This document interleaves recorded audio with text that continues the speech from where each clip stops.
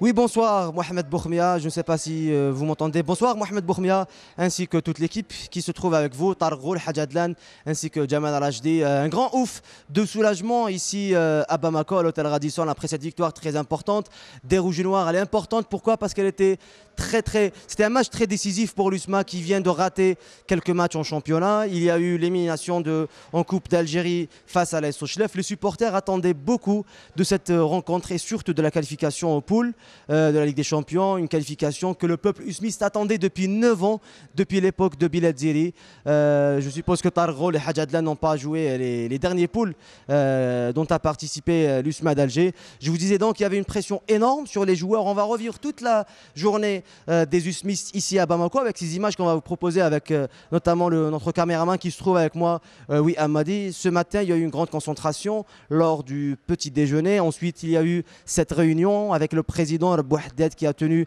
un discours motivant avec les joueurs. Et ensuite, il y a eu une grande concentration avant de partir au stade vers 15h. C'est à 15h que les joueurs de l'USMA sont entrés au stade de Modibo Keïta à Bamako pour visiter et surtout essayer cette pelouse ils étaient un peu satisfaits plus ou moins de cette pelouse qui était on va dire praticable par rapport aux pelouses qu'on a eues lors des dernières rencontres de l'USMA et des pelouses qu'on peut retrouver dans les stades africains.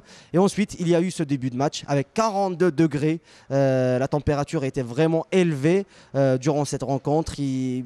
Heureusement qu'il n'y avait pas beaucoup d'humidité à Bamako. L'USMA a souffert en première mi-temps. On était les parades somptueuses de Mohamed Lamine Zamamouche qui a sauvé son équipe pendant plusieurs actions en première mi-temps, même si Baïtache et Bouaza ont failli réussir ce 7-1-2. Et ensuite, en deuxième mi-temps, les joueurs ils étaient encore plus motivés. Je vous assure aujourd'hui, ce qui a fait la différence peut-être lors de ce match, c'est la grande volonté qu'avaient les joueurs de l'USMA avant et pendant cette rencontre. Ils voulaient gagner ce match pour les supporters qui les attendaient avec beaucoup d'impatience en raison de cette élimination en Coupe d'Algérie et cette semi-échec en championnat, même s'il reste 4 journées. Je vous disais donc, et dès la 53e minute de jeu, Fahem Bouaza a marqué donc, Andrea a marqué donc ce but libérateur pour l'USMA d'Alger après une longue passe de Nassardine Khoualed. Il est entré à la 37e minute de jeu à la place de Manouchou. Il a réussi le coup. Andrea qui a fait un très bon match, ainsi que Zindine Farhat qui a joué arrière droit en l'absence de Chico Mftah, de Rabi Mftah qui était suspendu avant cette rencontre. L'USMA qui, je le rappelle, était amoindri de 4 joueurs et non des moindres, notamment L'Arfi et Belaili et surtout le défenseur Chafai. Un grand match, on va dire.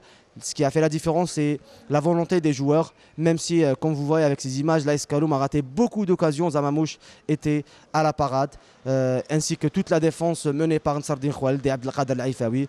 On va voir maintenant la grande joie des supporters, des joueurs de l'USMA à l'issue du match. Il y avait un grand ouf de soulagement qui explique toute la tension qui a précédé cette rencontre. On va voir les images avec notre caméraman, oui, Amadi. Grande joie après la rencontre. Je vous laisse sans commentaire ces images dans le vestiaire ainsi que dans le bus et surtout à la piscine de l'hôtel Radisson de Bamako.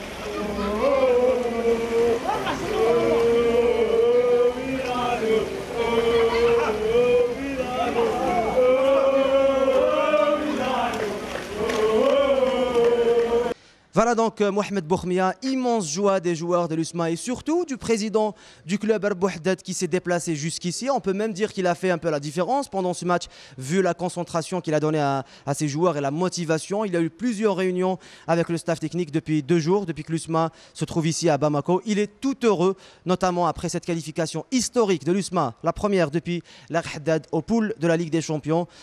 Président, c'est une victoire très importante. Bonjour, bonsoir. C'est une victoire très importante. Voilà, se déplacer à Bamako avec une chaleur terrible. Vraiment, on n'arrive pas à respirer. Les joueurs aussi qui se sont donnés à fond, à qui je dois tout l'honneur. Ils sont vraiment battus comme un seul homme. Même les joueurs qui sont sur le banc de touche, vraiment, ils étaient solidaires. C'est ça qui a fait la différence. Donc, alhamdoulilah, on s'est qualifié. On n'est pas venu comme ça gratuitement.